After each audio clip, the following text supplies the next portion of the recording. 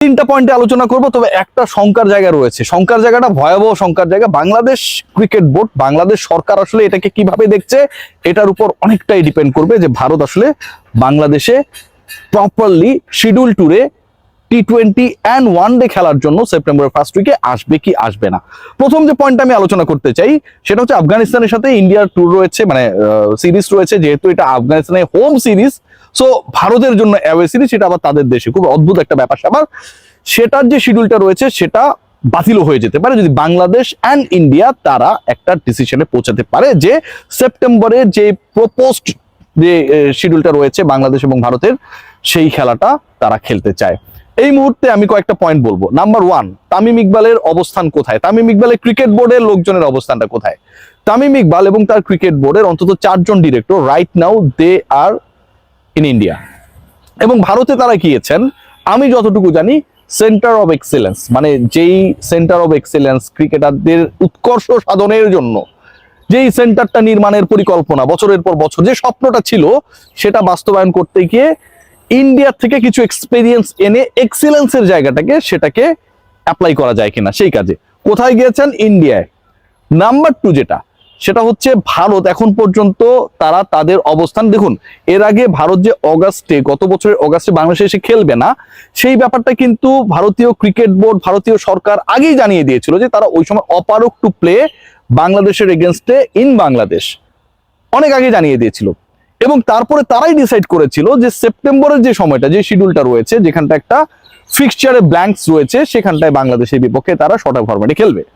এখন যেই ভারত এর আগে জানিয়ে দিয়েছিল, এবং সেটা জানিয়ে দিয়েছিল হচ্ছে সেই অগাস্ট আসার আরো অনেক আগে, অথচ 2026-এর অগাস্ট এসেছে, প্রপোজড যে ফিক্সচার সেটা হচ্ছে সেপ্টেম্বরে, আর মাত্র কদিন পরেই। তারা এখন পর্যন্ত তাদের কোনো অবস্থান ক্লারিফাই করে নাই যে এবারও তারা খেলছে না বা খেলবে না, এরকম কোনো কিছু না। বরং যে ডিসকাশনটা চলছে, যেই আলোচনা চলছে, Tamim Iqbal what he said, তিনি বলেছেন যে এই ব্যাপারে তার কাছে প্রপার কোনো আপডেট নেই। কারণটা তিনি প্রপারলি বলেন নাই, বলতেও পারেন না, এরকম একটা বড় মস্তিষ্কে।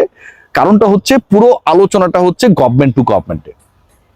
বাংলাদেশ সরকার যতটুকু আমি জানি এখন পর্যন্ত দে আর ভেরি ইগার যে ভারতীয় ক্রিকেট দল যেন এখানটায় এসে বাংলাদেশের সাথে সিরিজটা খেলে, এবং ভারতীয় সরকারও যেহেতু সরকারের call, they are also very eager, they're very keen to allow their team to visit Bangladesh. এই দুই গভর্নমেন্টের মধ্যে বাংলাদেশে ভারতের এই বাইলেটারাল সিরিজ ওয়ানডে অ্যান্ড টি-20 তিনটা 6টা ম্যাচকে কেন্দ্র করে কোনো ধরনের আপত্তির জায়গা নেই। কিন্তু থাকে না যে ধরেন মানে প্রেমিকার সাথে প্রথম দেখা হয়েছে অনেক দিন পর, না যে আপনি যাকে চাচ্ছিলেন তাকে পায়ে গেছেন, শুরুতেই ওই মেয়েটাও আপনারা পছন্দ করছে, কি শুরুতে এসে আই লাভ ইউ বলবে? একটু সময় দিতে হয়।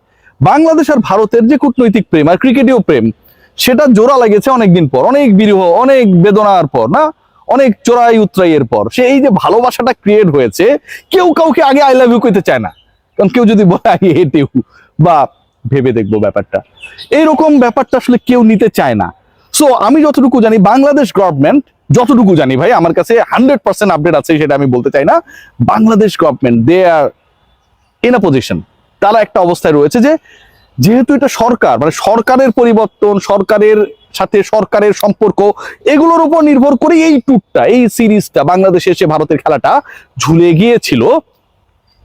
বাংলাদেশ সরকার ভারতকে অ্যাপ্রোচ করবে বা জানাবে that we are set to arrange the schedule tour, যেখানটায় তোমরা এসে খেলবা, তোমাদের অবস্থানটা কি তোমরা জানাও। এন্ড আমি যতটুকু জানতে পেরেছি যে Indian cricket board and the government they are also waiting for that, যে বাংলাদেশ সরকার কবে তাদেরকে এই অফারটা করবে যে আসো আমার ঘরে ঘুরে যাও, ইলিশ খেয়ে যাও। এই আলোচনাটা এখন এমন একটা পর্যায়ে রয়েছে, এবং সেখানটায় বাংলাদেশ সরকার থেকে ডেফিনেটলি বাংলাদেশ সরকার থেকে ভারতীয় সরকারের সাথে একটা সরকারি পর্যায়ের এই আপকামিং সিরিজকে নিয়ে যোগাযোগ হবে। Point two and that is very much important, সেটা হচ্ছে লোকসভায় ডিসিশন হয়েছে যে বাংলাদেশ এবং ভারতের যে সম্পর্ক, সেই সম্পর্কটা যেন এই মুহূর্তে ভারতের যে গভর্নমেন্ট রয়েছে, মোদী সরকার, তারা যেন উন্নত করে। বাংলাদেশিদের ভিসা প্রসেস থেকে শুরু করে ভারত এবং বাংলাদেশের প্রিভিয়াস রিলেশনশিপটা যেখানটায় ছিল, সেই একই জায়গাটায় যেন দুদেশ পৌঁছাতে পারে। সে কারণে ভারতের লোকসভা তারা একটা প্রতিবেদন দিয়েছে। হোয়াট ডাজ ইট মিন? ওই যে একটা রিজিড সিচুয়েশন, আমি তোমার দিকে তাকাবো না, তুমি আমার দিকে তাকাবা না, এই যে একটা পাড়ায় ঢুকলে ঠ্যাং খরা করে দিব, এই সিচুয়েশন থেকে এখন দুই দেশ মোটামুটি বের হবার অবস্থায় রয়েছে এবং নমনীয়তা from the India as well আমরা দেখতে পাচ্ছি। শঙ্কার জায়গাটা কোথায়, এবার সেই আলোচনাটা করতে চাই। শঙ্কার জায়গা ভাই, এটা বিশাল একটা ইগোয়েস্টিক জায়গায় এই প্রবলেমটা ক্রিয়েট হয়েছে। গতকালকের ইন্ডিয়ান মিডিয়া যদি আপনারা ফলো করে থাকেন, আমি একদম প্র্যাকটিক্যাল আলোচনা আপনাদের সাথে করছি, আমার কাছে কোনো বক্তব্য আমার নিজের মতো করে না। তাহলে ব্রিক্সকে কেন্দ্র করে তাদের যে পররাষ্ট্রমন্ত্রী মিস্টার জয়সওয়াল, তিনি যে ব্রিফিং করেছিলেন নয়াদিল্লিতে, সেখানটায় সাংবাদিকরা কিছু প্রশ্ন করেছিল।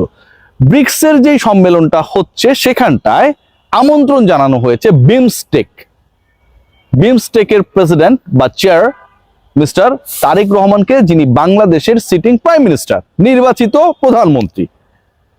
জনাব তারেক রহমান বাংলাদেশের প্রধানমন্ত্রী এবং বাংলাদেশের প্রধানমন্ত্রীকে আমন্ত্রণ পত্রে ভারত যেই চিঠিটা লিখেছে ব্রিক্সের সম্মেলনে বিমস্টেকের চেয়ারপারসন তারেক রহমানকে, চেয়ারম্যান তারেক রহমানকে যে আমন্ত্রণ পত্র পাঠানো হয়েছে, সেই পত্রের মধ্যে তাকে কর্ডিয়ালি অ্যাটেন্ড করতে বলা হয়েছে, তাকে যাবার জন্য অনুরোধ করা হয়েছে, বা যেভাবে আমন্ত্রণ পত্র লেখা সবই লেখা আছে, কিন্তু তাকে সম্বোধন করা হয়েছে জাস্ট মিস্টার তারেক রহমান এরকম করে।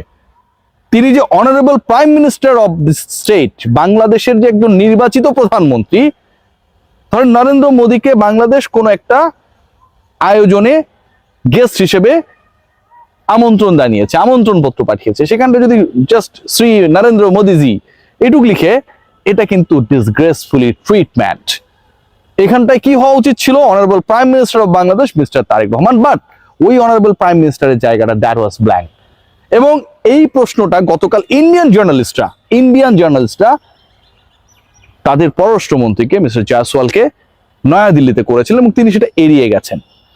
এখন আপনি বাংলাদেশের প্রধানমন্ত্রীকে আমন্ত্রণ জানাচ্ছেন, তিনি তো বিমস্টেকের চেয়ার, কি কারণে? কারণ তিনি বাংলাদেশের প্রধানমন্ত্রী, যিনি প্রধানমন্ত্রী হবেন তিনি সেটার দায়িত্বে থাকবেন ডিফল্ট, অথচ আপনি তাকে তার প্রপার ডেজিগনেশনে সম্বোধন করছেন না।